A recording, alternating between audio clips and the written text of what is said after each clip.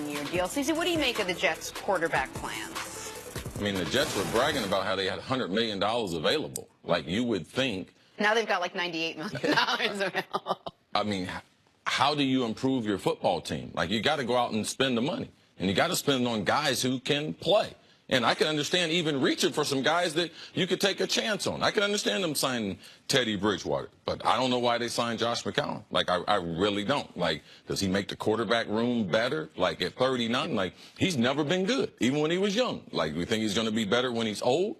Like, so for me, I think the Jets, there's a reason why certain teams win, and there's a reason why certain teams lose. And I just wish they would give Todd Bowles the type of support that it takes to be a winning coach in this league. You need playmakers, all right? And you need a decision maker at quarterback. He's touching the ball every snap that is a playmaker. So I like the chance they took on Teddy Bridgewater as far as one-year deal there. That is what Teddy should get, coming off being out of football for 2 years. I like that. Their ability, they can still draft one of the top 3 quarterbacks at the number 6 position. Yes, that should be a good thing, but that's at the end of April.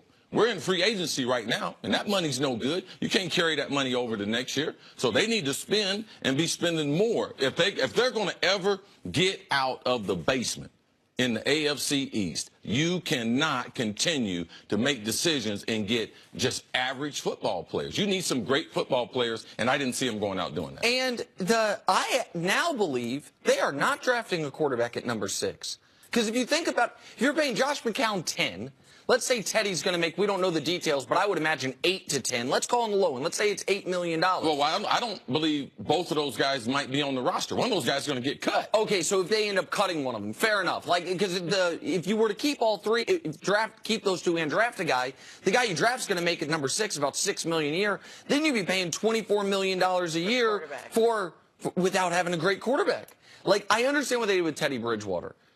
I think the Teddy Bridgewater thing is smart, actually. I don't understand them signing McCown, reportedly telling McCown he's the starter when they get him to sign there. Like, at the very least, Teddy should be competing for that. We know Teddy's upside's higher. I think Teddy's, if he's healthy, his basement's higher as well. But the McCown thing is perplexing. And while I understand from all his teammates' accounts, he's a great teammate, he's a good locker room guy, I get all of that. But when I saw Josh McCown get 1 year, $10 million at age 38, you know what I thought about? How patently absurd it is that folks are telling me Lamar Jackson should go try to be a wide receiver. Why not? Go be Josh McCown. Let's say he can't be a starter in this league. Play 15 years as a backup, never be good, and make $40 million. One of the problems with a guy like Lamar Jackson, we haven't seen guys who have been stars who can bring value to the quarterback room enough that they would stay in the circuit, stay in the system long enough that they could be backups like this.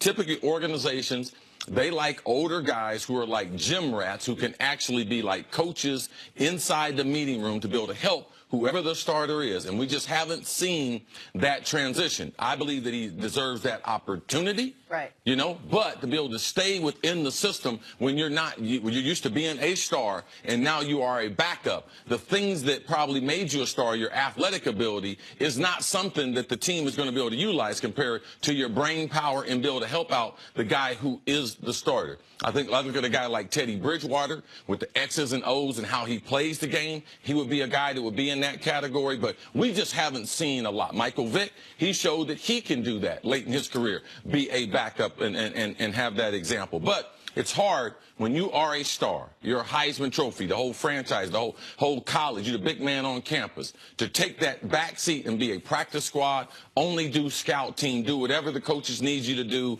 Everyone is not cut out for that. Go ahead, Jenna. Well, I don't get back to the Jets. If you're a Jets fan and you're looking at what they did now, so now you have maybe 2 guys who could potentially be competing.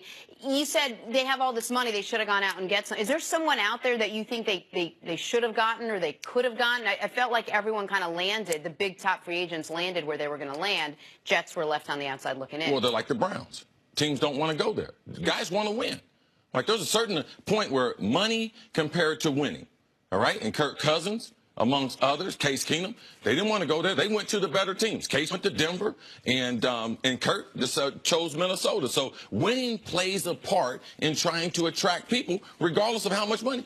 Almost every team has money. So it's not like the Jets are the only. best they could. But it's not just. But here's the thing, CC. Well, we got to get beyond the best they can. Like, they haven't won in 40 years. And we focus on the quarterbacks, but what about Andrew Norwell?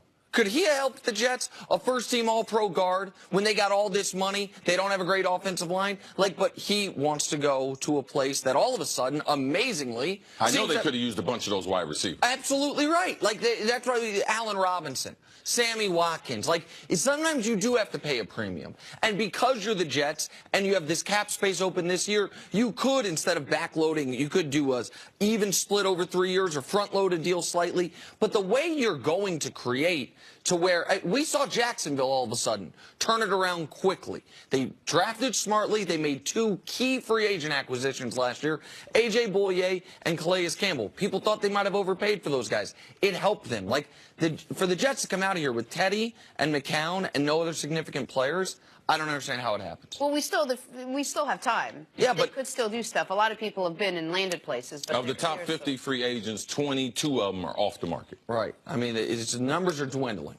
All right, coming up, are the Packers squandering Aaron Rodgers' chances to win a Super Bowl? Talk about that next on First Things First.